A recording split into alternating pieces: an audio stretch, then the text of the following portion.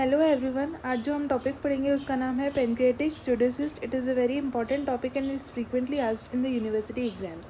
तो सबसे पहले देखते हैं इसकी डेफिनेशन, फिर अपन देखेंगे इसके क्लासिफिकेशन के बारे में, क्लिनिकल फीचर्स एंड ट्रीटमेंट। ठीक है, तो फर्स्ट वन पेनक्रियाटिक स्यूडोसिस्ट। ये क्या होता है कि जब भी अमाइलेज रिच फ्लूइड का कलेक्शन हो जाता है लेसर सैक में पेनक्रियाटिक पैथोलॉजी की वजह से, तो उसे अपन पेनक्रियाटिक स्यूडोसिस्ट बोलते हैं। अब इसकी टाइमिंग के बेसिस पे डिसाइड करेंगे। अगर जो फ्लूइड कलेक्शन है वो विद इन फर्स्ट 4 वीक्स है तो उसे अपन एक्यूट फ्लूइड कलेक्शन बोलते हैं, जो खुद से रिजॉल्व हो जाएगा। लेकिन अगर आफ्टर 4 वीक्स है तो उसे अपन एक्यूट स्यूडोसिस्ट बोलेंगे। तो स्यूडोसिस्ट के लिए याद रखना है, जब भी अमाइलेज रिच फ्लूइड का कलेक्शन आफ्टर 4 वीक्स मतलब 4 वीक्स बाद तक भी रहता है तो उसे अपन स्यूडोसिस्ट की कैटेगरी में डालेंगे। सो डेफिनेशन क्या हो गई? Collection of amylase rich fluid in the lesser sac due to pancreatic pathology. Fluid collection in the first 4 weeks is known as acute fluid collection and after 4 weeks it is acute pseudocyst. अब इसकी etiology देखेंगे अपन, तो इसमें ये होगा acute pancreatitis की वजह से, क्रॉनिक पेनक्रियाटाइटिस की वजह से एंड ब्लंट इंजरी की वजह से। इन तीनों केसेस में एक्यूट स्यूडोसिस्ट का फॉर्मेशन हो सकता है। अब डिगिडोस क्लासिफिकेशन होता है, इसके हिसाब से 3 टाइप्स के अपने स्यूडोसिस्ट को कैटेगराइज कर सकते हैं, टाइप 1, टाइप 2 एंड टाइप 3। तो टाइप 1 में क्या होता है कि एक्यूट पेनक्रियाटाइटिस के बाद अगर स्यूडोसिस्ट का फॉर्मेशन होता है तो अपन उसे टाइप 1 कैटेगरी में डालते हैं। Occurs after an episode of acute pancreatitis which is associated with normal duct anatomy and it rarely communicates with pancreatic duct.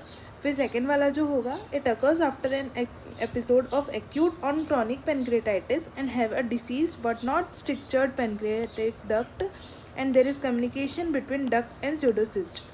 और जो थर्ड वन होगा वो होगा कि इसको रिटेंशन सिस्ट बोलते हैं, जो क्रॉनिक पेनक्रियाटाइटिस के बाद होता है, uniformly associated with a duct and a pseudocyst. तो फर्स्ट वन जो होगा वो एक्यूट पेनक्रियाटाइटिस के एपिसोड के बाद होगा, लेकिन इसमें नॉर्मल डक्ट एनाटॉमी होगी। टाइप 2 जो होता है वो occurs after an episode of acute on chronic pancreatitis, मतलब पहले पेशेंट को क्रॉनिक पेनक्रियाटाइटिस था, फिर उसके बाद एक्यूट हो गया, तब पेशेंट को वो हुआ।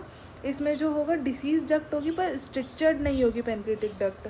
और टाइप 3 वाला जो था वो रिटेंशन सिस्ट होगा, जो क्रॉनिक पेनक्रियाटाइटिस के बाद होगा, और उसमें जो होगा डक्ट और स्यूडोसिस्ट ये होता है यूनिफॉर्मली एसोसिएटेड होता है। ठीक है, इसके बाद आते हैं इसके क्लिनिकल फीचर्स पे। तो क्लिनिकल फीचर्स में first point is tensely cystic mass in the epigastric region या फिर अम्लाइकल रीजन या लेफ्ट हाइपोकॉन्ड्रिक रीजन में मिल सकता है। और ये जो सिस्टिक मास है ये जो होता है फर्म फील होगा, जब भी अपन पाल्पेट करेंगे पेशेंट को तो अपन को फर्म टेक्सचर में मिलेगा। उसके बाद it does not move with respiration because it is retroperitoneal in location. तो जब भी पेशेंट रिस्पिरेशन करेगा तो वो मूव नहीं करेगा उसके साथ। इसकी मोबिलिटी कैसी होती है? तो ट्रांसवर्स मोबिलिटी होती है। It does not fall forwards, और परकशन पे जो होगा वो रेजोनेंट साउंड आएगा। Transmitted pulsations from aorta can also be felt. फिर उसके बाद एक साइन प्रेजेंट होता है, इसमें होता है वो होता है bed sign, that if Ryle's tube is passed it can be felt over swelling depending upon tension, can be tender as well as non tender। Tender भी हो सकता है, नॉन टेंडर भी हो सकता है।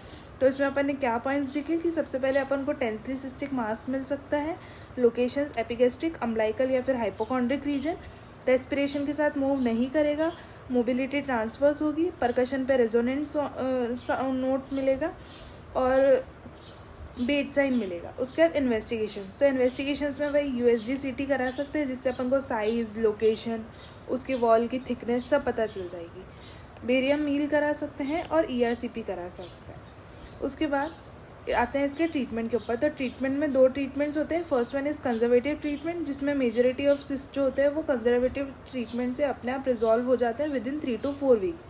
पर सर्जरी के इंडिकेशंस कब होते हैं? जब अगर साइज़ इंक्रीज़ हो गया है सिस्ट का, बहुत ज़्यादा पेन है पेशेंट को, सीवियर पेन है और कोई रिस्पॉन्स नहीं आ रहा, तब अपन सर्जरीज़ करते हैं। अब इसकी जो सर्जरीज़ होती हैं इसमें अपन फर्स्ट वन इज साइटोगैस्ट्रोटॉमी।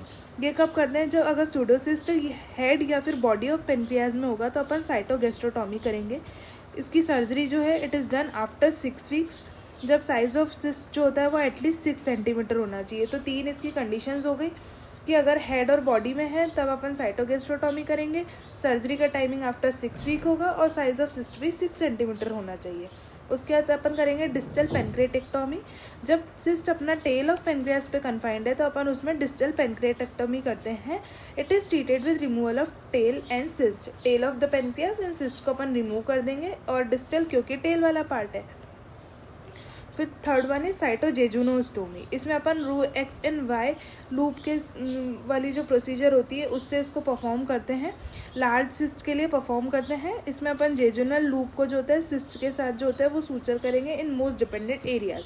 उसके बाद जो होगा अपन करेंगे एंडोस्कोपिक ड्रेनेज कर सकते हैं, third one, which is an easy less invasive procedure and it is ideal in draining acute pseudocyst. जब भी एक्यूट सूडोसिस्ट होगा तो अपन एंडोस्कोपिक ड्रेनेज परफॉर्म कर सकते हैं। अब इसका एक फ्लो चार्ट जो मैंने प्रिपेयर किया था वो आप याद रख सकते हो कि सूडोसिस जो होगा एसिम्प्टोमेटिक हो सकता है, सिम्प्टोमेटिक भी हो सकता है और इन्फेक्टेड भी हो सकता है।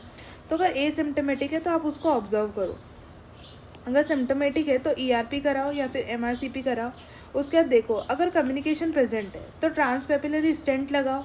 उसके बाद जो होगा वो सर्जिकल ड्रेनेज प्लस रिसेक्शन कर दो। अगर स्ट्रक्चर प्रेजेंट है तो एंडोस्कोपिक इंटरनल ड्रेनेज करो, उसके बाद सेम प्रोसीजर कर दो।